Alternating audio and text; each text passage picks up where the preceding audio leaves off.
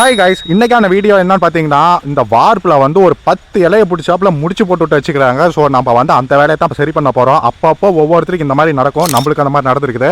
நான் என்ன பண்ண போகிறேன்னா, அந்த முடிச்சிருக்கிற இடத்துல வந்து கட் பண்ணி விட்டு அந்த இலையெல்லாம் தனித்தனியாக பிரித்து விட்றேன். ஓகேங்களா? ஸோ இப்போ வந்து முடிச்சுக்கு முன்னாடி நான் வந்து இலையை கட் பண்ணி விட்டு அந்த வீல்ஸில் வந்து இலை நேர் எடுத்து நம்ம பிரித்து வச்சுக்கணுங்க. அப்போ தான் வந்து இதில் இருக்கக்கூடிய இலையும் அதில் இருக்கக்கூடிய இலையும் நேர் எடுத்து நம்மளால் முடிச்சு போட்டு விட முடியும். ஸோ 2 இடமே கட் பண்ணி நீட்டாக நான் எடுத்து விட்டேன். இப்போ வந்து வடிகல்ஸில் வந்துட்டு இலையை வந்து நான் நேர் எடுக்கிறேங்க. ஓகேங்களா? ஒவ்வொரு இலையை எடுத்து ஒவ்வொரு இலையை முடிச்சு போட்டணும்.